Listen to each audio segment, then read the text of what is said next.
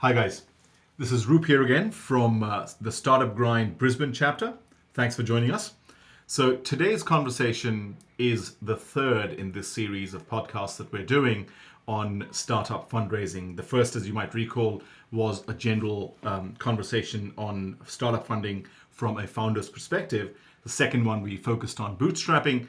Today should be a little bit more, I suppose, interesting for some of you.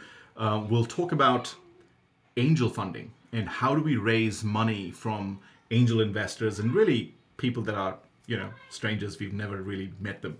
So, all right, with that, I have Dr. Anthony Davidson, who's our VP of Marketing at Engaged, and also my co-director in the Brisbane chapter. He will lead the conversation, and yours truly will continue with the responses. All right, over to you, Anthony. Great, thanks, Roop. Hi, everyone. Welcome to today's podcast. As Roop said, seed funding is one of those hot topics for startups. And today what we thought would be useful would be to look at some of the pros and cons of seed funding. And in particular, how do you find and select the right type of investor, particularly when we talk about angels or angel funds. And then I guess the big burning question is, if you are able to find the right investor, how much equity should you give away? So I think there are three interesting aspects of seed funding that are worth investigating. And maybe if we just start broadly with this idea of seed funding, what's it all about? Yeah, that's a great place to start. So, much like the term itself, right? What's a seed for? It's so that you can grow something, right? Commonsensically, that's exactly the purpose of seed funding. Increasingly in the last maybe 15 years or so, we've started to divide this sort of early stage funding into more sort of narrow slices, if you like. Yep. We used to have some seed funding or some initial angel funding, which used to be the same as seed funding. But those things have become a lot more sophisticated in the way that's structured. So typically, now you start off with maybe some personal funds, friends and family and fools, as it were, and then move to looking at some seed capital. And seed capital can comprise of money from angels, can comprise of money from a bank. It doesn't matter. So if you think of seed funding as the umbrella term, that's kind of the starter capital you need to get underway or get increasingly. The expectation is that you would have already gotten underway and achieved some outcomes before you get that block of money to then move from that point on. Yeah. So it's almost like the first official money that you're raising. And it sort of represents, I guess, an important stage in a startup because you're deliberately trying to find investors and to bring those investors on board to achieve specific outcomes. So what would the startups have typically consider when they look at startup funding? At what stage would they start to consider this as an option? Yeah, again, a good follow-on question there, Anthony. So typically, if you ignore sort of 10 or 15 years ago, increasingly what we're talking about, and I need to sort of proviso this with stating that everything I'm saying really applies not to life sciences or cancer research and things like that, because those things have really long cycles. So the funding mindset and the nature of the angels and all of that, that's an entirely different conversation. I'm really talking about typical enterprise software or consumer-focused software where the lead times aren't as long. Yep. So with that in mind, typically, when does a startup look to raise money? Increasingly, it's when the startup has some kind of either consistent, repeatable revenue. Yep. And that number is often indexed by the industry that startup is in. Right. So it could be as little as a couple of $1,000s a month, or it could be as much as $100,000 a month, depending on the industry that you're operating in. And a good way to benchmark that is to look at when other companies in your industry ended up raising money and how much they raise at what stage of their company. And it's a little bit of research that's required to get to that. Yep. But that's one way of doing it.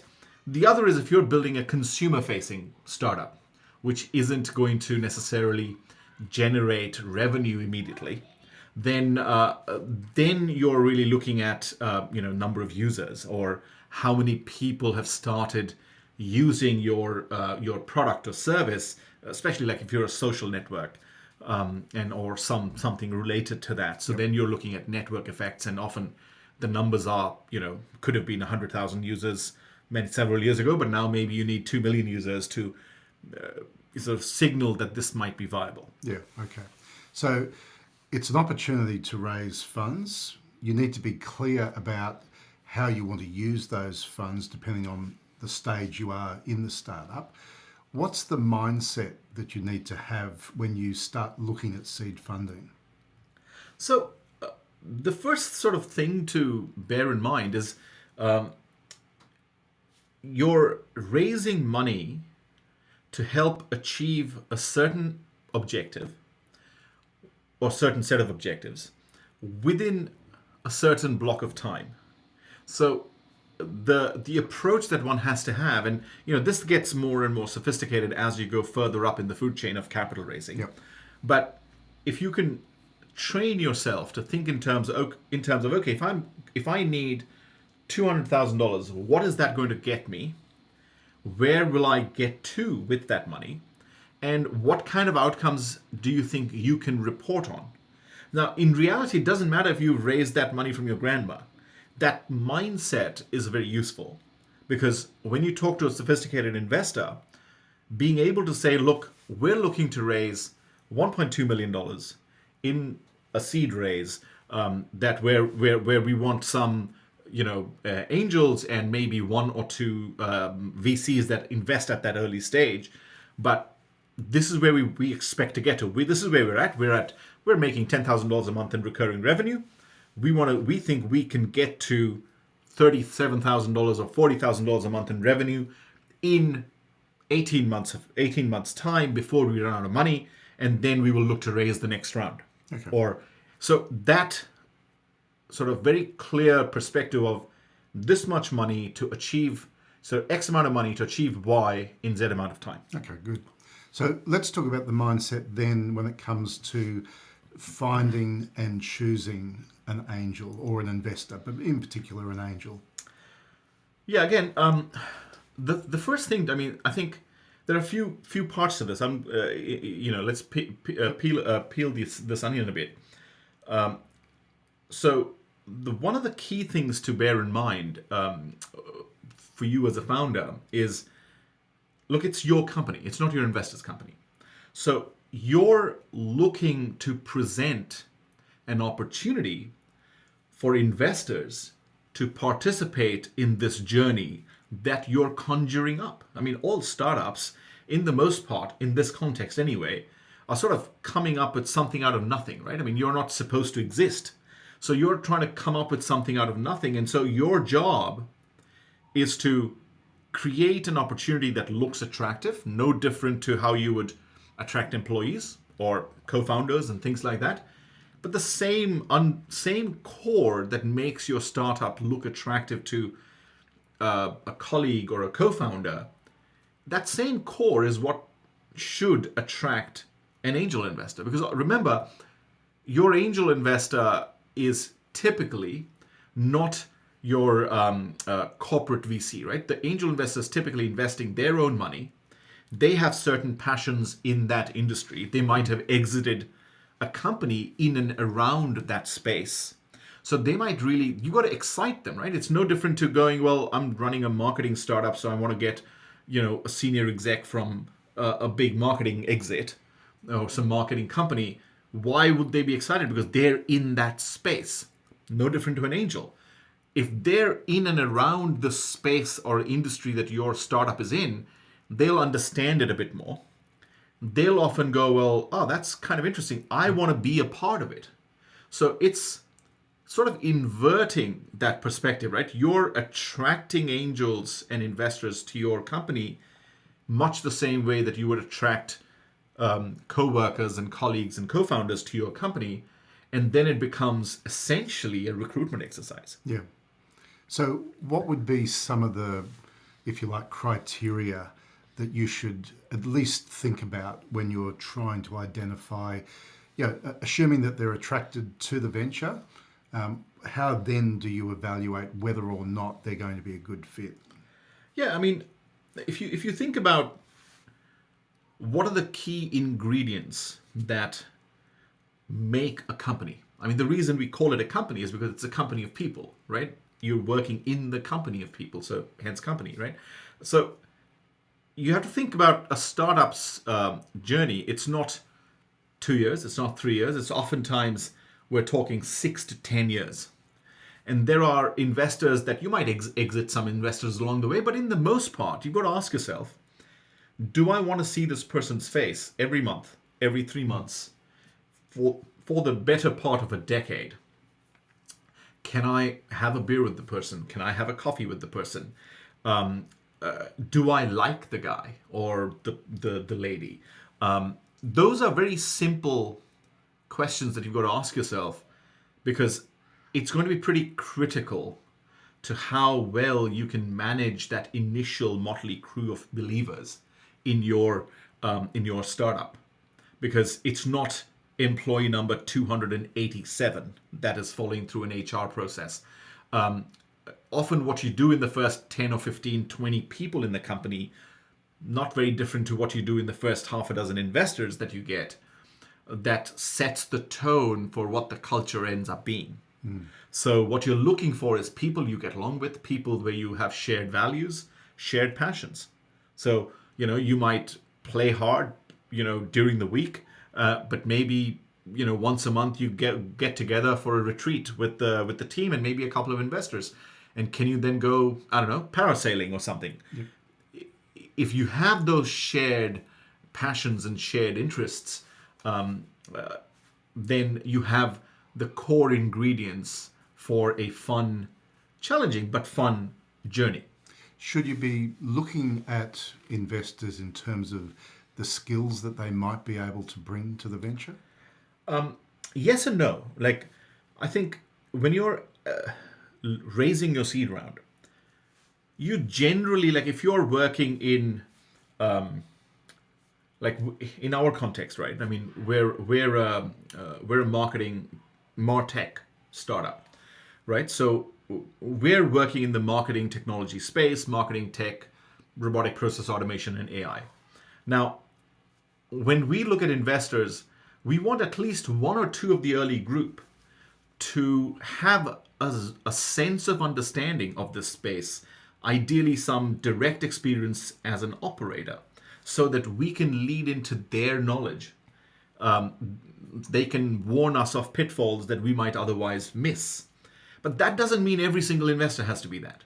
So if you're building a sort of a group of early investors to make up your 1.5, 2 million, whatever that round is, you probably want one or two people like that in your group.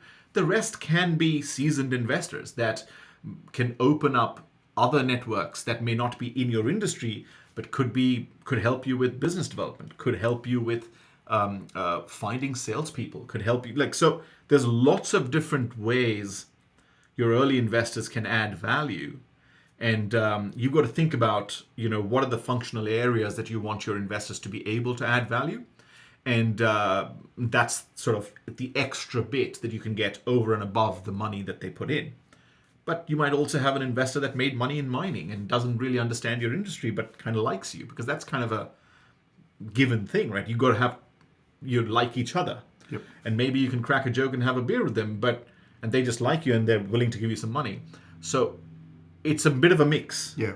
In reality. So they can add value. They might also be able to open up opportunities or networks. Correct. Should the expectation be with an early stage investor that you want them to stay with the venture for a specific amount of time? Like, are they in it just for the short term, or do you think with some of these early investors, they could be investors that stay with it much longer? In the most part, Anthony, with early stage investing, you're not offering dividends as a startup. You're not offering dividends. You're, in some cases, maybe when the venture's gone to a certain point, maybe you're in a Series B, you might want to exit the odd investor, or help the odd angel cash out a little bit.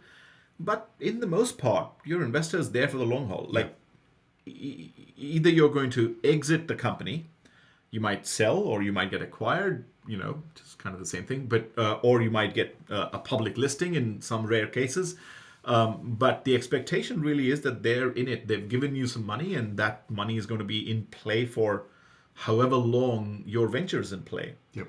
And this is a common pitfall, actually, especially in less mature startup markets, Anthony, where you'll have, because the word investor is often a bit loosely applied. Some people will buy a bond, Yep. and which is really, they'll get an interest on that bond. Well, they're also investors, but startup investing isn't that. It's not. They're not lending you money. These aren't money lenders. This is equity investing. This is not debt investing. So that's very, very important to, as a founder, to yourself be clear about as to what is equity investing. And also make sure that that's a very simple filter. If your prospective angel, especially if they're not in the tech investing space, doesn't understand equity investing, you might end up with an investor that's trying to chase you for money or chase you for a return on their investment, whereas in reality, equity investing means that, look, they'll get an exit when you get an exit. And if the venture fails, their money's gone. And while that's not an ideal outcome for anyone, but that's the risk that they have to understand. While you as an entrepreneur might want to return money to investors through building a successful company and all of that, as you should, but they need to understand that that may not happen. And now they're not chasing you for money that your venture doesn't technically owe them. So you mentioned the word equity. Yeah. Equity funding raises the question, how much equity should you give away? So what's, again, the mindset around this? So this is a tricky question, isn't it? How much equity do you give to an angel investor? I would say the general rule is to not have an answer. And I'll explain what that means. So I've made that mistake in my earlier ventures where I've gone, well, it's $1 a share. Pick a number. It's an X number of, X number of cents or dollars a share. And you find some people that go, yep, okay, that makes sense. Here's some money. Now, what you've done is you've pegged a value to your company at a stage of the company where the angel or you don't really know what the value is. And because in reality, you can't put an accounting value to it because there's not, 5 years of trading history. So really you're going, oh, we're going to become this. So therefore, discounting that to today, our value is so much. And the angel loves you, loves your passion, and goes, oh, here's $100,000. And sure, let's just run with that value.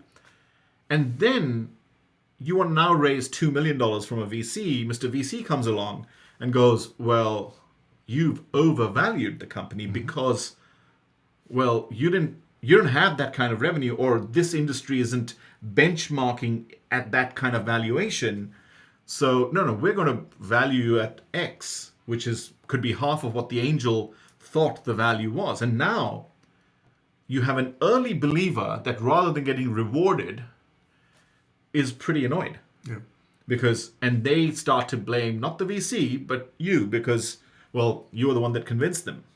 So the long-winded answer to this is to not set a value at an early stage, not discuss equity levels. Yep. Do what's called a safe note or variation thereof, which is basically stands for simple agreement for future equity.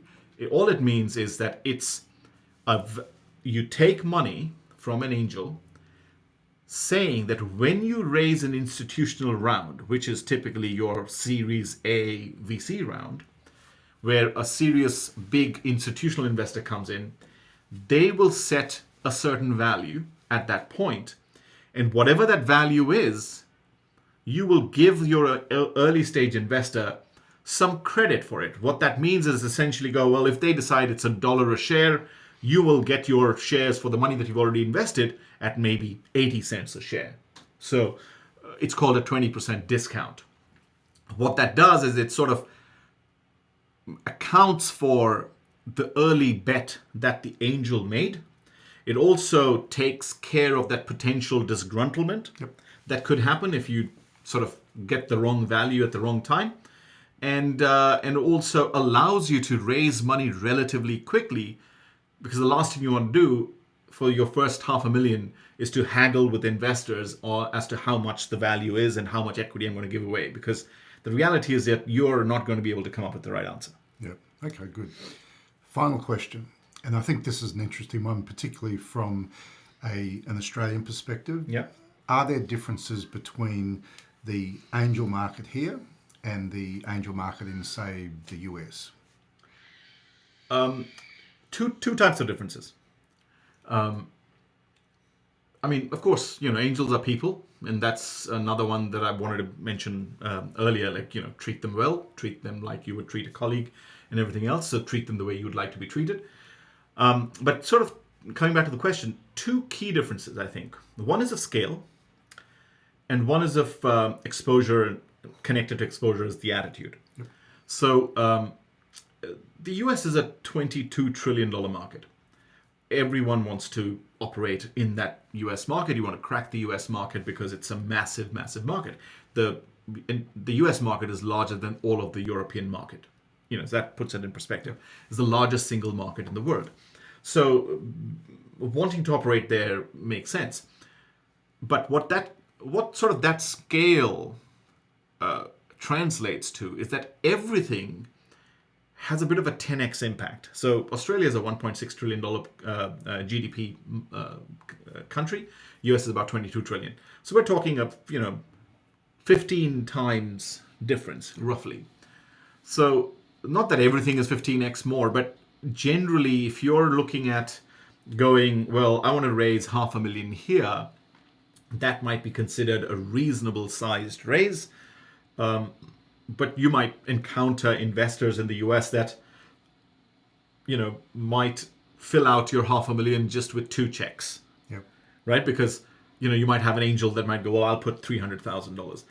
That's not that common in a smaller market because, well, if you go to the San Francisco Bay Area where we spent a fair bit of time, and you'll see plenty of not just founders with exits, but plenty of early stage employees and companies with exits that are now angel investors and are writing, $10,000 checks, but as well as $500,000 checks.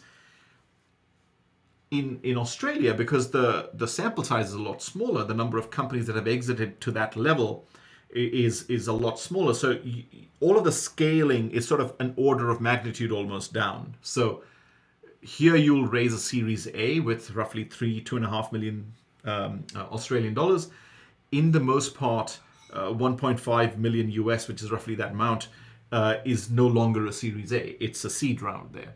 So invariably, what that means is not that we should all just up and go off to the Bay Area because there's pots of money there. It's not that. It's more that kind of funding is reflected of the expectation of scale that investment market expects the company to achieve. So if you're building a company that you think will have a global appeal, that you think will have a global market, maybe you've built some sort of decent proof of concept locally, and you think that can scale nicely, then that kind of level of resourcing might be reasonably available. And so that's kind of the key difference. You'll find a little bit more attenuated funding here, but it's often a reflection of the kind of scale that's expected. So often you'll have startups going, well, I'm going to operate in Southeast Queensland. Well, you can't build a $2 billion company then, can you?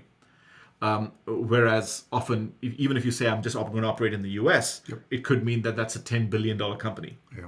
So that's kind of often the difference, which then makes investors a little bit more conservative here and a little bit less so there. But that doesn't mean anyone's handing out free money anywhere. Okay, look, that's great.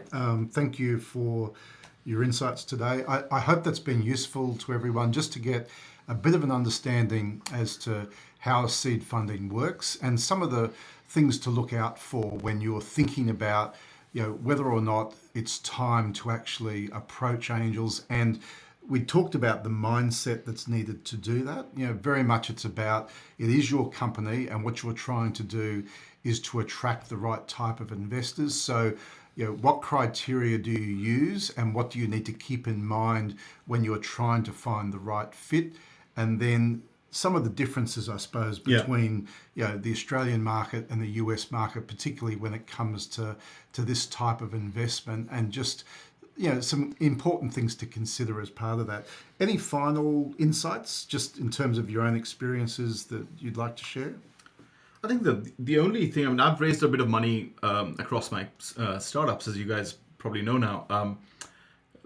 The thing that I'm particularly conscious of is having a sense of when I want to raise money from a group of investors, so that it's a more comfortable exercise, and it's an exercise where the conversation is among peers.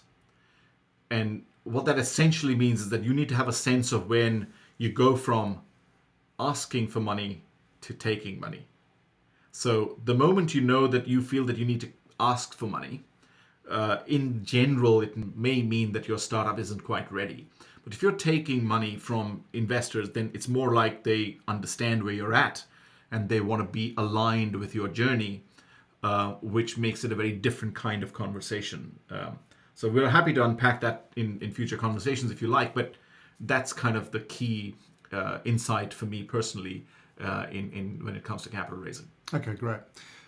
Thank you again, and hopefully you found this particularly useful. Our next podcast, we're actually going to look at this from an investor perspective. So our next podcast on raising an angel round, we're actually going to have someone who's been very active in this space as an investor, and get his thoughts on the topic, what his expectations are, and the sorts of things that an angel investor actually thinks about when they're making that decision as to whether to back a particular venture or not. So again, hope you've enjoyed it, and look forward to seeing you all at the next one. Sounds good. Thanks for having me, Anthony, and we'll see you guys at the next podcast. Okay. All right. Cheers. Thanks, Bye. everyone. Bye.